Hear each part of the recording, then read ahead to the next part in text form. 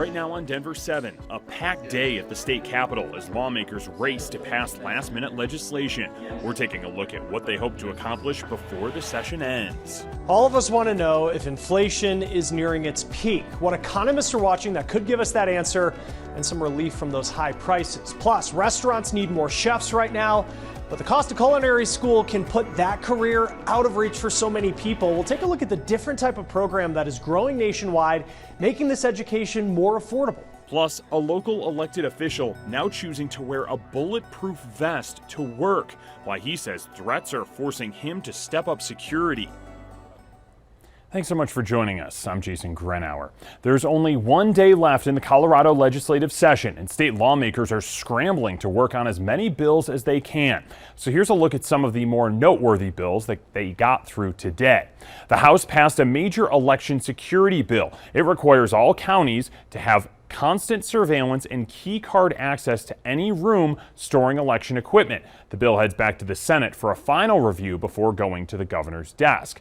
Lawmakers also passed a bipartisan bill that provides $30 million to police departments across the state. The money will fund crisis prevention training programs and help departments recruit and retain new officers. State lawmakers killed a controversial flavored tobacco ban bill. The bill received heavy criticism over its effectiveness and whether it would actually lower youth tobacco use. One bill that lawmakers passed last night aims to hold towing companies accountable. Contact Denver 7 has reported extensively on what many call predatory towing practices. This bill cracks down on non-consensual towing and bans towing for things like expired license plates. We asked the governor's office if he plans on signing it. They said he will review the bill once it gets to his desk. Contact Denver 7 frequently hears complaints about people all over the Denver metro getting parking tickets despite paying for parking. Now the city of Denver is stepping in to help. People will pay it because they just don't want the hassle, and so that company makes money, kind of illegally. Jeff Gonzalez paid to park downtown in February for his daughter's cheer competition. He later received an $80 parking notice for an expired ticket. After Jeff complained to the city, investigators found the lot owner's business license had expired 2 years ago in 2020. So the city had the ticket revoked and tells our consumer investigator Jacqueline Allen everyone who got tickets should get a refund. Should they get their money back? They absolutely should get their money back because that parking garage or lot was not operating legally and they don't have the right to issue a ticket. Contact Denver 7 spoke with the head of Parking Revenue Recovery Services. He says they've added dozens of cameras downtown to increase parking compliance, so more people will likely be getting tickets. He blames COVID for the expired business licenses, but would not comment to refunding tickets issued while they were expired. Now, if you got a ticket that you suspect isn't following the rules, city leaders encourage you to call 311 so they can investigate. The Adams County clerk and recorder says he's had to improve security at his office in Brighton because of threats he's received following the 2020 presidential election. We met with Josh Ziegelbaum today, who now says he wears a bulletproof vest at work. He says election deniers have made direct and indirect threats against him and his staff. As part of security improvements, his office is being remodeled to better protect his employees. They're even adding film to the windows to make them shatterproof. I never thought that it would escalate to this level. I think January 6th was a good reminder that it can very easily go beyond just words. Now, Ziegelbaum is up for re-election this November, and despite the conspiracy theories and threats, he says he's not backing down. Well, we're all feeling the impact of inflation, and tomorrow we'll get a new snapshot of the current numbers from the federal government. It's a report that comes out each month, but Dan Grossman explains why this month's report is so crucial.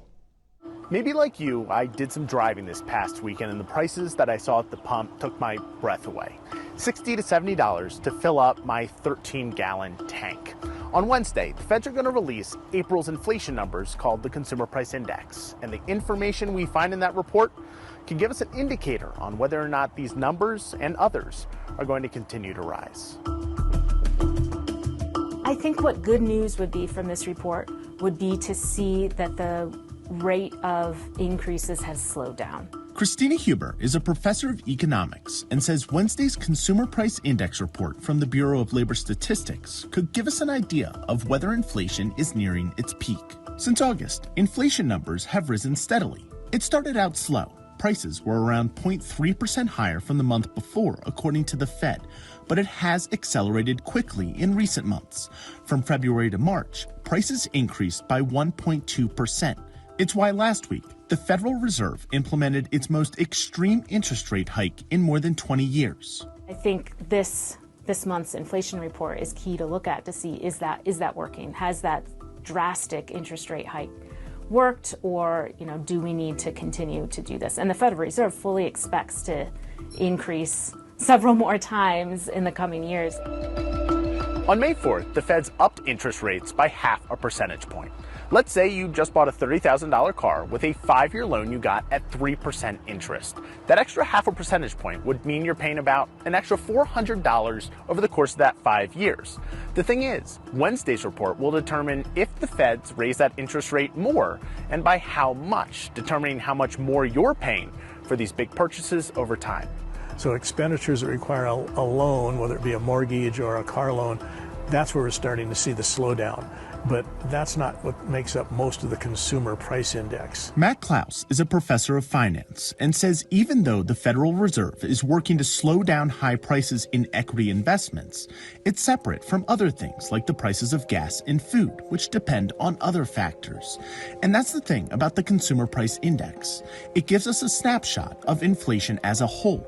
So even if this month's prices haven't risen as much as others, we might still see those higher prices in the stores. For people to think that the Fed doing things is going to impact the supply side, where we've got much of our inflation coming from, just isn't going to happen. It's taking a bigger bite out of especially when you go to the gas pump and when you go to the grocery store. And those are the things that impact consumers the most. I'm Dan Grossman. Good insight there, Dan. Thank you. Now, the federal government is ramping up its efforts to educate people about the dangers of fentanyl. We'll talk about where this deadly drug is now showing up and the expanding methods to try and reduce overdoses.